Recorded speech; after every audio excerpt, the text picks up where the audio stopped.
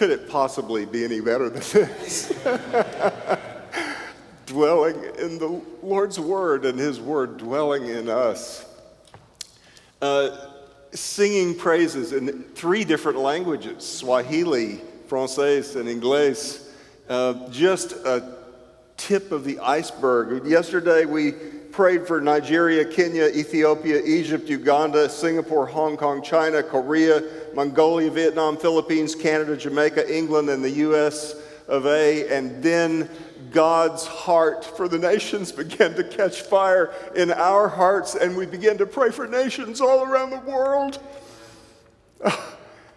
We were concerned about something other than ourselves. How un-American of us. Oh, my goodness. You know, I want to talk for a moment about the physical heart. One of the reasons that I'm having to take some time away is it turns out, I knew in 2008 that I'd inherited my paternal lineage's heart issues. My father was dead of a heart attack at 36, his father at 56. So at 70, I've defied all odds. But then just a few months ago, I'd noticed a depleting energy the last 2 or 3 years. I've been able to do less and less here. And I learned just a few months ago that I also inherited my maternal side's heart issues. My maternal grandmother was gone of heart failure at 55. Atrial fibrillation has now become one of my maladies. But you know what? These are light burdens because I know the one who has us, the one who owns us, the one who's purchased us. So I'm so completely at peace, just a little disappointed that the parts are wearing out. So keep me in your prayers that I might manage well and be responsible. But today we want to talk about something far more important than the physical heart. We want to talk about that center of who we are, the heart of hearts, the heart, that which we are. Our heart, our soul, the center of our being. Guard your heart. Keep it with all vigilance and all diligence, because it's desperately wicked and it is deceitful above all things. Who does it deceive? My heart doesn't deceive you. My heart deceives me. It decides to go after things that are worthless. It decides not to pay attention of the things of the greatest value. We must guard our hearts. We've been looking at some of the ways to do that, to tend to our souls. And we've talked about some of the preventative maintenance activities we can do. Nancy talked about soul care, Jesus style, solitude, getting off alone, taking inventory, looking within, asking the Lord to search us and show us what we need to change and to reflect on how we need to alter our steps to make them straight and to keep to the path. Those disciplines, those exercises, those habits we talked about, the spiritual disciplines, prayer, fasting, giving, and the many others. And don't feel like you need to do everything that's on the list, but look to the ones that the Lord is calling you to, that will be preventative maintenance for your soul. But there's also remedial maintenance. What happens when there's a stumbling that takes place? Now, sometimes that stumbling takes place because we get distracted and we wander off the path.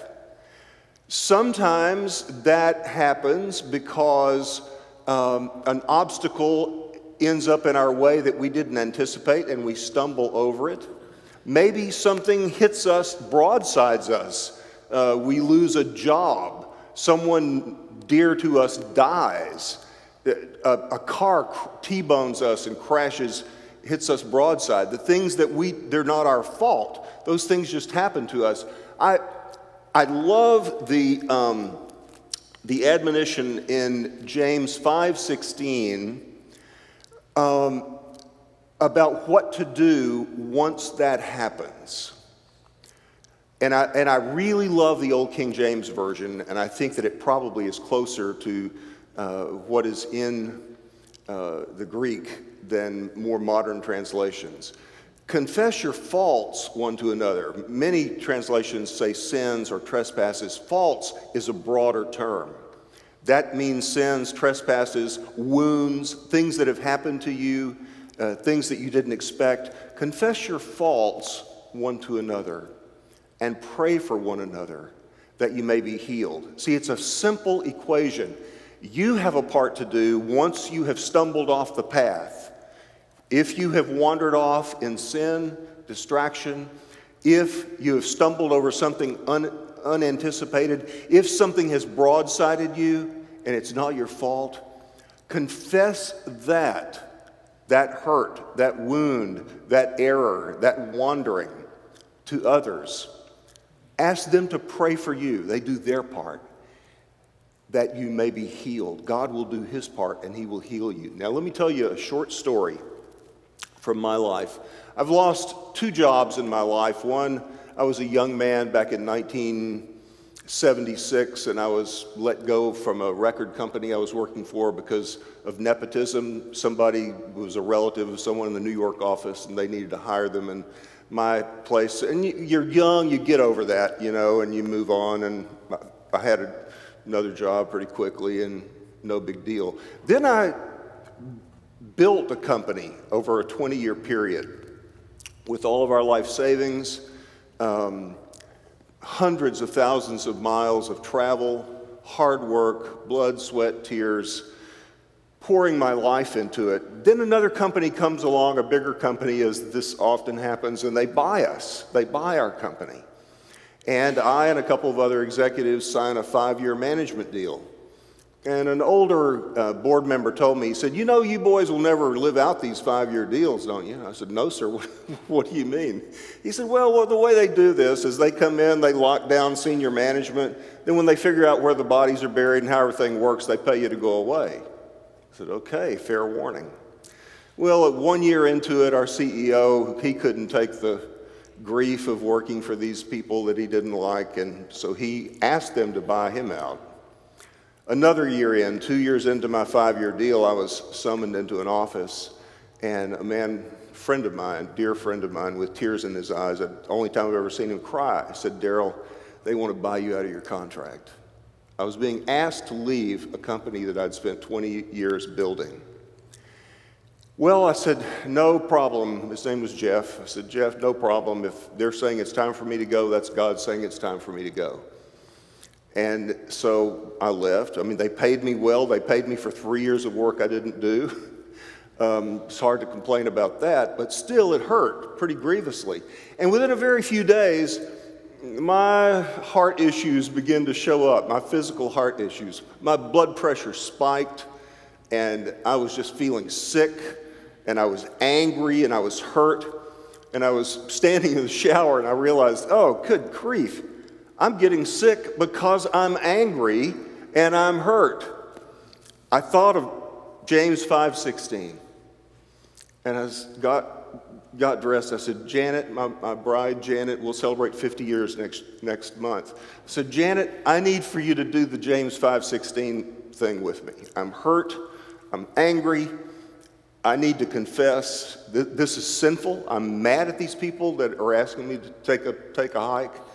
And I'm hurt, and I just want to cast those cares on the Lord, and I want to be free from this. She prayed for me, and it was like a burden was lifted for several days.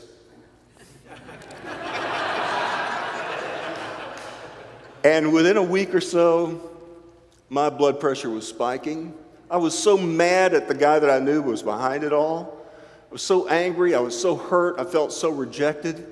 And I remember Jesus saying to the man who had legion, and I've heard people say that the Greek says, it's normally translated, Jesus said, come out of him, but the Greek means, I think, Reggie, Jesus kept on saying, come out of him, kept on saying. Well, okay, if Jesus kept on saying, maybe I need to repeat the drill in James 5:16.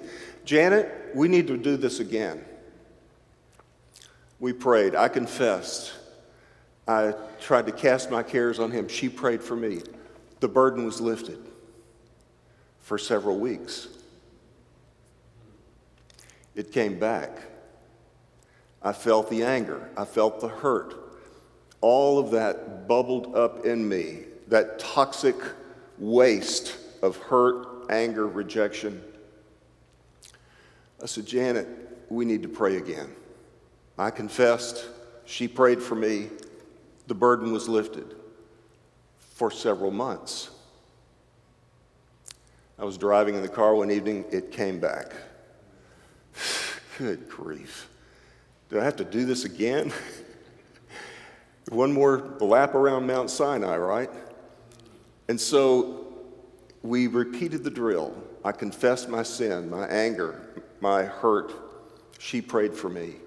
The burden was lifted. And it was gone for 2 or 3 years. One evening I was running some errands, and it surfaced again.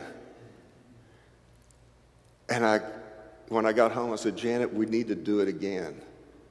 I prayed, confessed, she prayed for me, the burden was lifted, and that has been probably 25 years ago now, and it's never come back. And not only that, the man who was responsible for me being bought out of my contract and asked to leave a company that I had built, he and I, he's passed away now, he was a younger man, but he and I got to serve on a board together for a number of years and became dear friends. He was able to bless and honor me, and I was able to bless and honor him in complete healing. God wants you to flourish. He wants you to flourish in every way, just as your soul is flourishing, as He is renewing it. But there are things that we can do to cooperate with the renewing that He's doing, both in preventative maintenance and in remedial maintenance. Let's never fail to cast our cares upon Him and to call for the prayers of others around us so that these things can be presented to the Lord in a decent and orderly way, and we can be healed and exist in a state of flourishing and health.